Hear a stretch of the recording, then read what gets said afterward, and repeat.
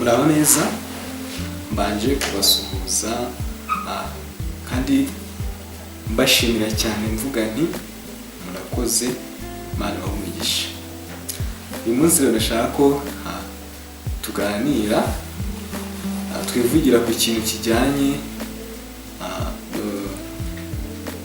no gutanga imbabazi no kuzisaba mu bantu.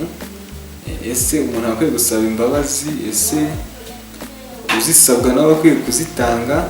Turebere hamwe nk'abantu icyo dukwiye gukora kugira ngo dukomeze kubaho neza kandi mu mahoro. Ubundi iyo bavuze imbabazi ni uko umuntu aba yagukoshereje nyine ukaba udafite intego yo kuba wamwishyura ibyo yagukoreye, nicyo bita gutanga imbabazi. Hari igihe rero umuntu bamubabarira atarasaba n'imbabazi. Ni cya gihe nyine uhemukira umuntu, ibyo wamuhemukiye ntabifate nk'ibintu bikomeye cyane akabyoroshya. Icyo gihe umuntu aba yaguhaye imbabazi, ariko uwakagombye gusaba imbabazi nawe aba agomba gusaba imbabazi kugira ngo wa muntu abone yuko ataruhiye ubusa. Rero gusaba imbabazi no kuzitanga ni ikintu gikenewe cyane mu bantu kugira ngo tubashe kubaho neza kandi mu mahoro n'umutekano.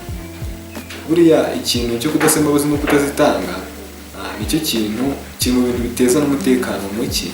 Urumva, niba umuntu azi ko azagusaba imbabazi ntuzimuhe, ntabwo azirwa zigusaba, kuko nyine muzahora muhanganye. Nawe nuba uzi ko umuntu uzamuha imbabazi ariko ukaba anangiye umutima atazi gusaba, nanone uzahora uhanganye nawe. Rero icyiza ni uko twese twumva ko gusaba imbabazi ari ikintu cy'ingenzi mu buzima bwacu bwa buri munsi.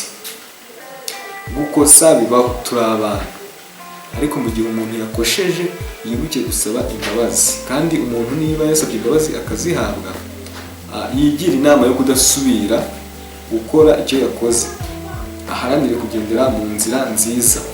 Ntekereza ko abantu benshi, kwijanisha abantu benshi ni abantu basenga cyangwa se bemera Imana. Usanga rimwe na rimwe tunizera mu buzima bwacu bwa buri munsi, ariko biratangaje gusa kubona wa muntu twizera, wa muntu tuzi ko azi Imana, tukabona yakoze ikintu kibi. Ntabwo bivuze ko wenda umuntu uzi Imana cyangwa se usenga cyangwa se wizera Imana atakora ikintu kibi, ariko igitangaje ni ukugikora ntiyibuke no gusaba imbabazi. Rero mu icyo gihe iyo umuntu akoze ikintu ntiyibuke no gusaba imbabazi, ni nkaho n'ubundi Imana atayizi. Rero kumenya Imana ntabwo ari ukubatizwa, ntabwo ari ukubatizwa gusa. Kumenya Imana ahubwo ni ibikorwa dukora bya buri munsi, ni imbabazi dutanga za buri munsi.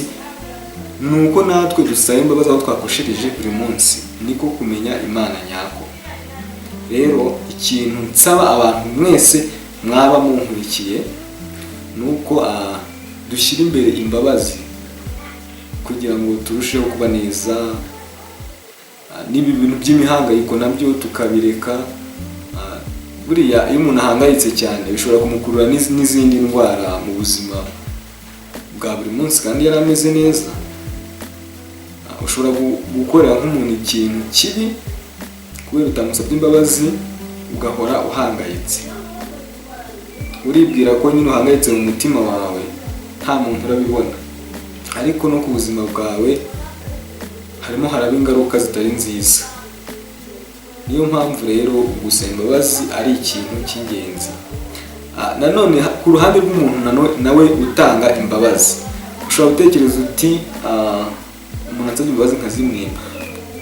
Burya umuntu nagusaba imbabazi ukazimwima, nawe uzajya uhora ufite ikibazo cy'impamvu wamwimye imbabazi. Uvuga ati si ubu nazimuhaye, nyine ubure ukuntu wifata, nawe usange urahangayitse. Rero inshuti yanjye, uko guhangayika si ngombwa.